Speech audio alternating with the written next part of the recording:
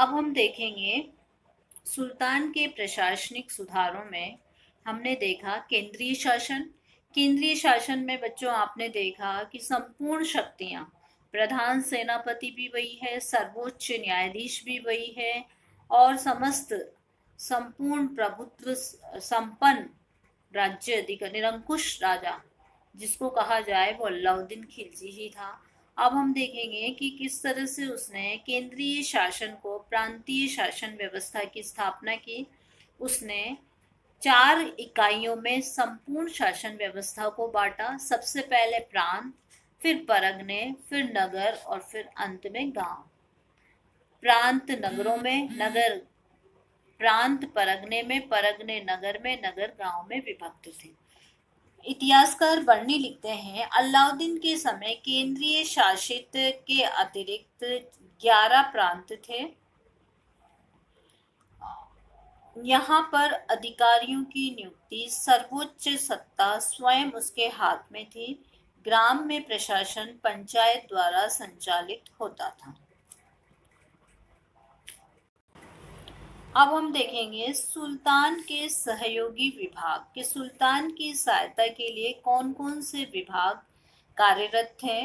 तो उसमें सबसे पहले हम देखेंगे दीवान ए वजारत। तो दीवान ए वजारत का क्या काम था? दीवान ए वजारत, जैसा कि हमने देखा ये विभाग थे। दीवान ए आरिश, दीवान ए रियासत, दीवान ए वजारत, दीवान ए इंशा, दीवान ए रसालत, दीवान ए मुस्तकराज, ये विभाग सुल्तान के सहयोग के लिए थे। तो सबसे पहले हम देखेंगे दीवान ए वजारत।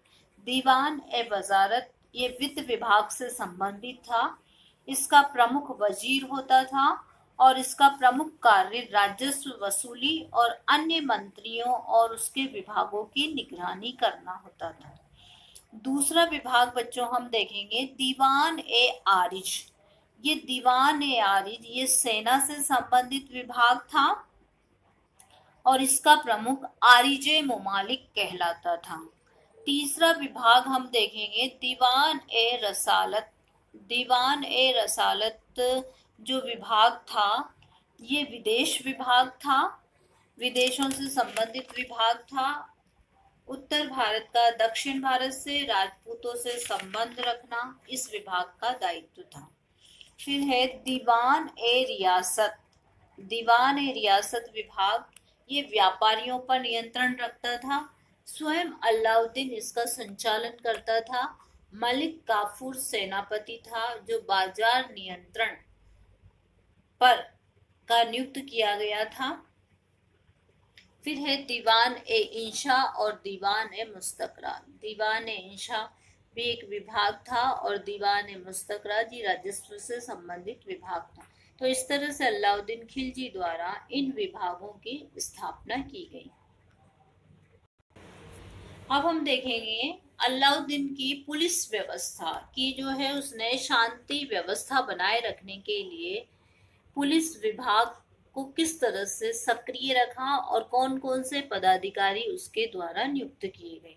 तो सबसे पहले हम देखेंगे कोतवाल पुलिस विभाग का प्रमुख अधिकारी होता था और इसका प्रमुख कार्य होता था सुल्तान जब राजधानी में नहीं रहता था या सुल्तान की अनुपस्थिति में वो रनवास की देखभाल करता था, यानी कि महल की देखभाल उसके द्वारा की जाती थी।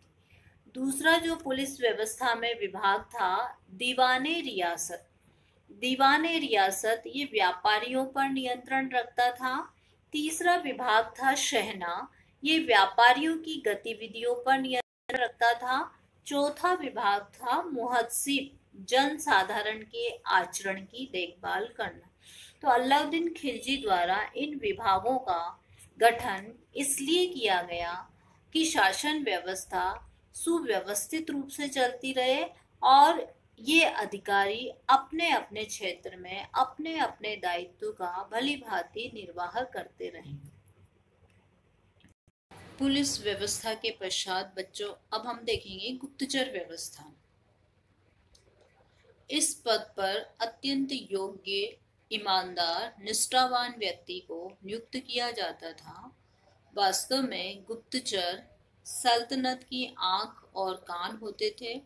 जिससे सुल्तान को राज्य की प्रत्येक घटना के बारे में जानकारी मिलती थी।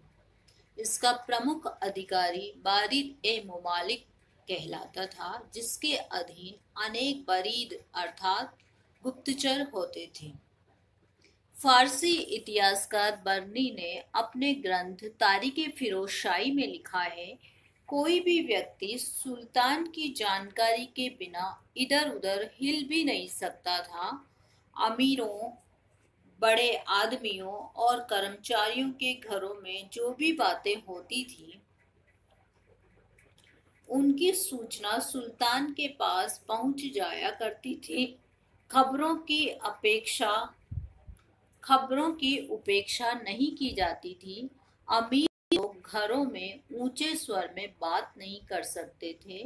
वे अपनी बातों को केवल संकेतों के माध्यम से किया करते थे। अपने ही घरों में उनको रात दिन गुप्तचरों का भय रहता था, जिनसे वे कापा करते थे। बर्नी के इन कथनों से उल्लेखित है कि गुप्तचर व्यवस्था कितनी सुदृढ़ थी। अब हम देखेंगे न्याय व्यवस्था। सुल्तान सर्वोच्च न्यायाधीश होता था। काजी उल कुजात केंद्र में कार्य करता था। प्रांतों में मुफ्ती या वली या काजी न्याय का कार्य करते थे। प्रमुख नगरों में अमीर दाद ये कार्य संभालता था। दंड व्यवस्था कठोर थी। अंग भंग करना, आंखें निकालना, मृत्यु दंड, कोड़े लगाना, कठोर कारावास का दंड प्रमुख था। डाक व्यवस्था। इतिहासकार बर्नी लिखते हैं, जब कभी सुल्तान दूरस्थ प्रदेशों में सैनिक अभियान भेजता था, तो वो सेना के पहुंचने के स्थान वो राजधानी के बीच चौकियां स्थापित करता था। घुड़सवार व पायक का अभिप्राय है पैदल नियुक्त किए जाते थे। ये अधिकारी प्रतिदिन या तीसरे दिन सेना के समस्त समाचार सुल्तान को पहुंचाते थे।